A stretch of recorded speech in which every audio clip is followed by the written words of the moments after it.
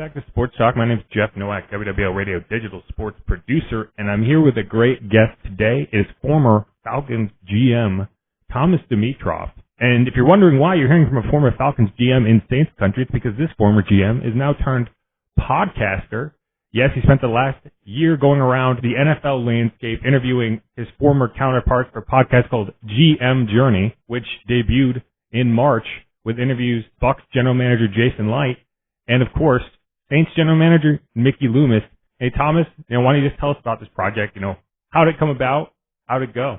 Look, I really appreciate the Saints Nation allowing me into their eardrums for sure. Because look, this is an interesting situation for me. When I got fired last year, I was thinking, good and hard about what my next sort of adventure was going to be. Not as much adventure as much as I was thinking, how will I professionally develop? And I thought, I ended up actually buying a Sprinter van and had it all maxed out. And those van life is big, by the way, now. And I thought, instead of me traveling around and, stopping into a camp here and there, stopping in to visit with someone for a couple minutes to have a coffee, I thought, why don't I travel around the country? And why don't I set up an outdoor sort of studio outside of my van with my 2 Yeti chairs and my table and my outdoor carpet and get these guys in their own element and truly professionally develop by way of interviewing the guys that were, my competitors. And look, as much as people want to hear this or don't want to hear this, most general managers have a good working relationship, and your group probably won't want to hear this that much. Mickey and I have a really close relationship. Now, we were competitive beyond, and we were on the general manager's advisory committee together, so we've spent a lot of time talking about a lot of issues in the NFL. Suffice it to say, having an opportunity to go down to New Orleans, set up shop. We actually set up the van outside in the French Quarter in the market area. And Mickey is a god down there. He's a godfather, let's put it that way.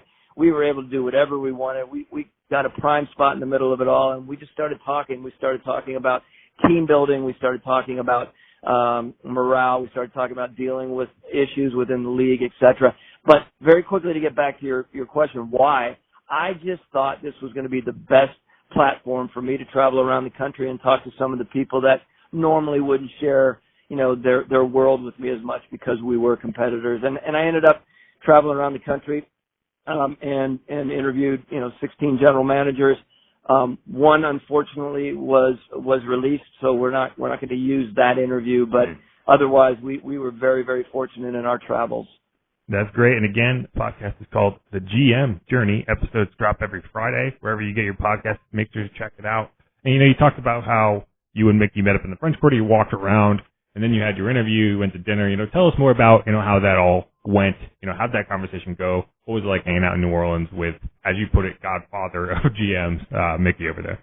We went to go get dinner at a restaurant in a establishment that he has some partial ownership in, and I don't even know if I'm supposed to advertise that, but long and short of it is, it was a really good place, and we just sat down and got a chance to talk even more. And again, think about this. These general managers in the NFL are so busy, and Mickey, of course, has so many things that he's involved with, whether it's the general manager's advisory committee or a number of other committees that he's really involved with the league.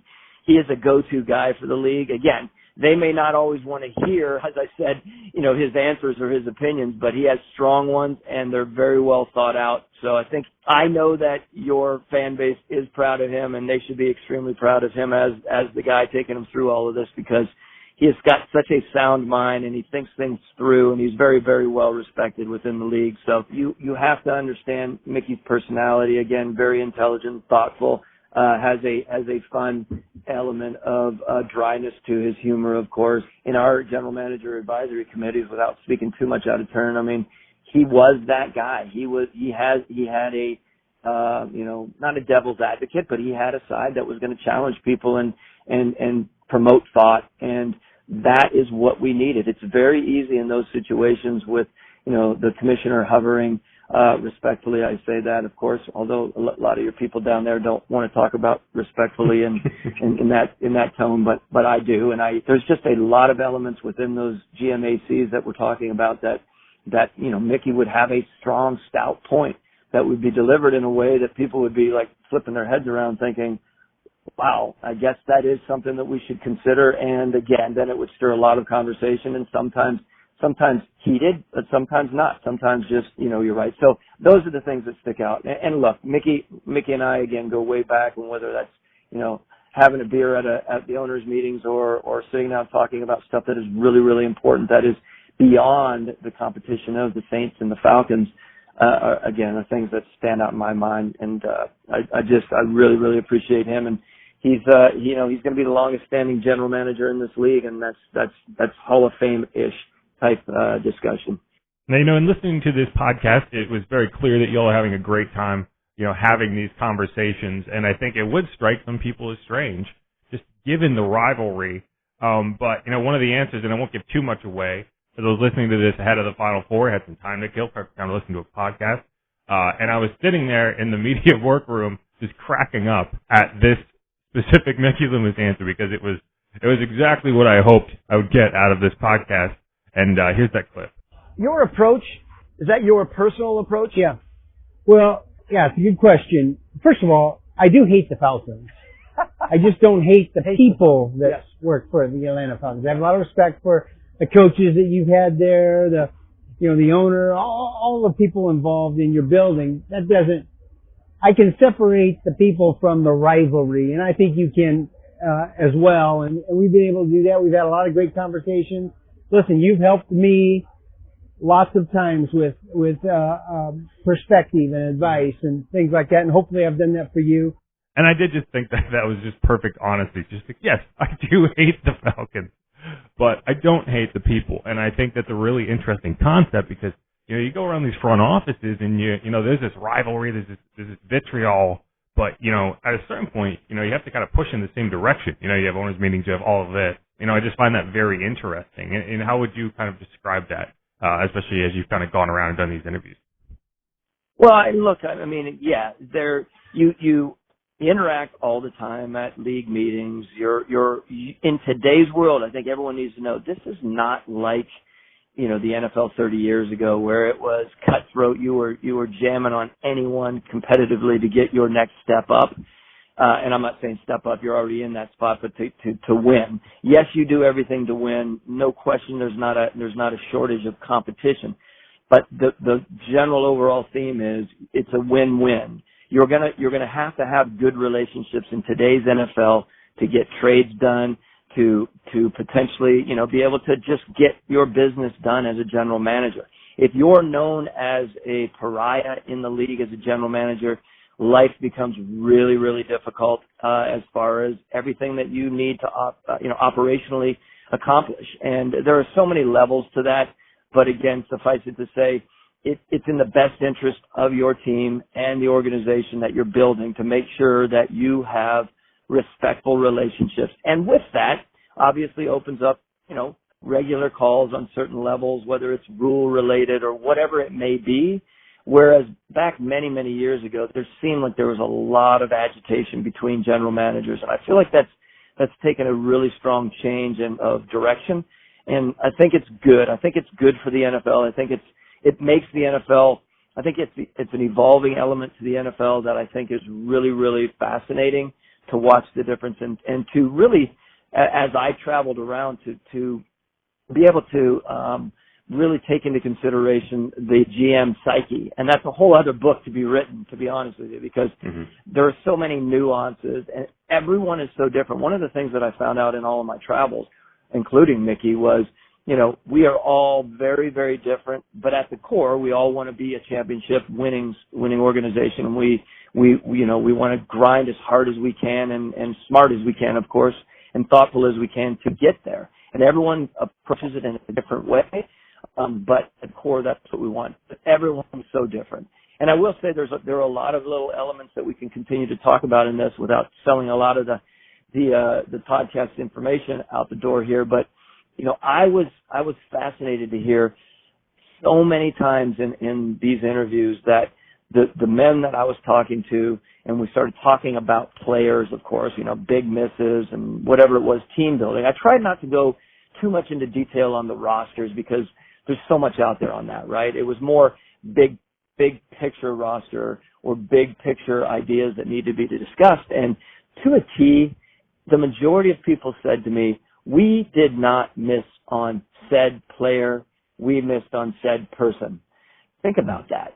That is a really, really fascinating idea. And the reason they say that is because when you have a scouting staff of maybe 20 or more evaluating players, along with the GM, of course, at the top, and you have a coaching staff of even more evaluating players, you're rarely going to miss on, the right foot of this one corner who just is splayed and you just can't cut off of that. You're not going to miss on the specifics.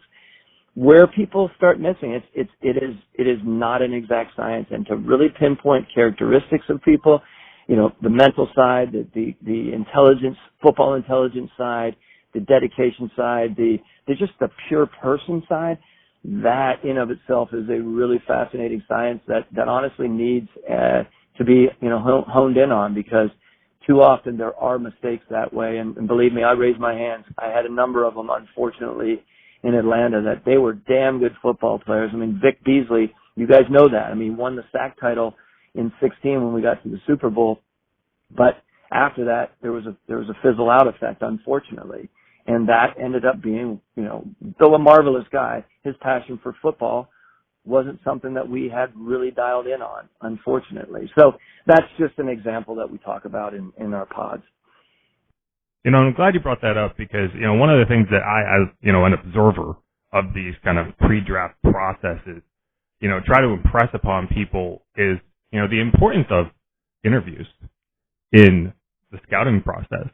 Everyone, you watch the combine, you talk about how fast somebody's 40 is, how high they can jump, how good they look in drills. But one of the most important elements of that process is the ability to sit in a room and talk to somebody and learn about them as a person. And that's something that I think when you look back at the 2020 draft, with COVID impacting the ability to do that, I think that's a huge part of how limited it was. I'm curious what your perspective is on that. Oh, you're straight up. That's exactly right, Jeff. There's nothing like, I used to say, air quotes, sniffing the pits, right? To be up close and personal with these guys and to truly get, the understanding of the person is only eye to eye and close up and spending time talking. And, look, I think back to that as well. There have been mistakes in this league where people were not expecting a certain player to land in a certain spot. For some reason, a player might have fallen 20 or 30 spots, and all of a sudden the team in the second round is looking at a player and they're thinking, wow, we have an opportunity to take this player. He's shown out in a lot of different ways, combine, season. We can't pass this up. Oh, by the way, we really didn't have him in our circulated interviews as in-depth as we wanted. We still have a few questions, but let's take them anyway. And then mistakes are made. It is fascinating, and there's no question when you can't complete that part of the process, it's still very, very important. It's not a black box element where you can just put names in and say, this is a guy. Well, even as advanced as we're getting with analytics and where we are with machine learning, that's going to be a part of this league moving forward. We know that, which is another unbelievably fascinating side that I'm very interested in now, given what I'm spending some time on in my own life, in my own occupation right now in between NFL jobs. I mean, where we are with quantifying elements of selection process is really, really big, important in today's world. But you have to make sure that you have the character elements and the intelligence and the dedication and the passion down, which is a complicated journey. Again, here on Sports Talk, chatting with Thomas Dimitroff, former Falcons GM and now podcaster, who's putting out the GM Journey with episodes dropping every Friday. 3 interviews up there right now: Jason Light, Mickey Loomis, and most recently Nick Caserio, GM of the Houston Texans. And I do want to say, without giving too much away in this podcast, I have to give you credit. You had one of the greatest can't-miss questions I've ever heard in a podcast, which was so great because it ensured you asked the question they didn't want you to ask, because the question was phrased, what was the question you most feared I was going to ask you about on this podcast to Mickey Loomis? And his answer was great, and you have to listen to find that out.